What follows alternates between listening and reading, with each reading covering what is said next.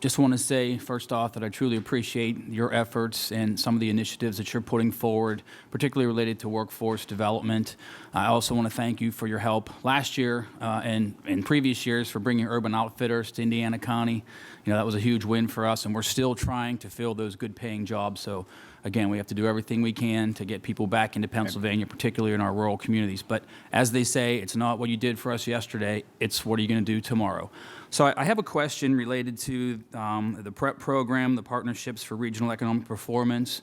In the budget proposal, the Industrial Resource Centers and the PREP program would each receive $2.5 million increase that would be under the manufacturing PA appropriation. And then these monies would be awarded competitively to communities that partner with institutes of higher learning. And as you know, I have IUP in Indiana County. Right. So I'd like to learn more about that program, how this is going to help small businesses in our communities, how it's going to help our rural communities. And then I also would like you to talk a little bit about the federal opportunity zones. We don't hear too much about those, but I think that's really a tremendous opportunity to help some of our struggling communities. We have a federal opportunity zone in Indiana Borough, and I think we need to do more to kind of help people navigate through that process. So if you could talk about those two things, I'd appreciate it. Sure, absolutely. Thank you. So the Partners for Regional Economic Performance do a great job. So there are small business development centers, our industrial development organizations, our local development districts, and they do just a tremendous job of helping small businesses, developing small businesses through the SBDCs, and then local development districts, everything that they do to help promote development opportunities throughout their particular districts. We thought long and hard this year, and in terms of, we felt the need that a lot of these organizations needed to have increased support. But we're trying to do this in a way where we have good metrics, and we can come back to you and show you what the need was and why we filled that need with this additional money. So with the PREP, with the IRCs, and then also with the BENs, as we mentioned, we would like to put this money out on a competitive basis and to hear from them what they need. We're big believers in, we don't want to think about, we have a lot of smart people in our department, a lot of smart people that work in these programs. We don't want to develop a program, develop the guidelines, and then throw it out there to the community and say, okay, you have to qualify within these guidelines. We would much rather that we hear from those organizations what is important to you, what do you need what do you need us to do within the parameters of these particular pots of funds and these programs. It has worked tremendously in the manufacturing PA, where it was a flexible source of funding that businesses were coming to us, organizations were coming to us saying, this is specialized training that there's no other program for. There's certainly nothing on the federal level, but there's no other program for, so we need $100,000 or $150,000 for this particular program, and here's what we're going to do with that.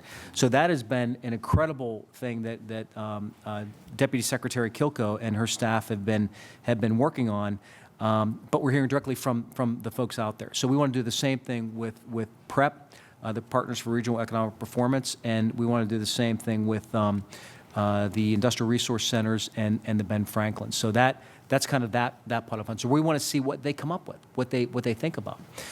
It's going to create some competition, and I get that. And sometimes that's good, sometimes that's not good. But we think what's going to come out of there are really what is needed in 2020 right now to fulfill their mission.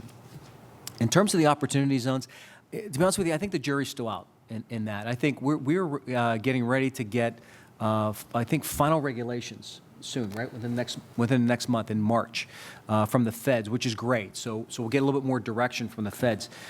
We've not seen. I'm part of an organization of commerce secretaries around the country that we get together once or twice a year, and there hasn't been a lot of opportunities within the opportunity zones just yet.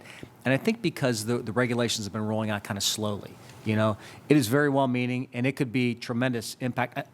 All you need to do is you need to look at the city of Erie and what Erie has done. And they're not only first movers in Pennsylvania, but they're first movers in the United States in terms of what they've done to take advantage of this particular program.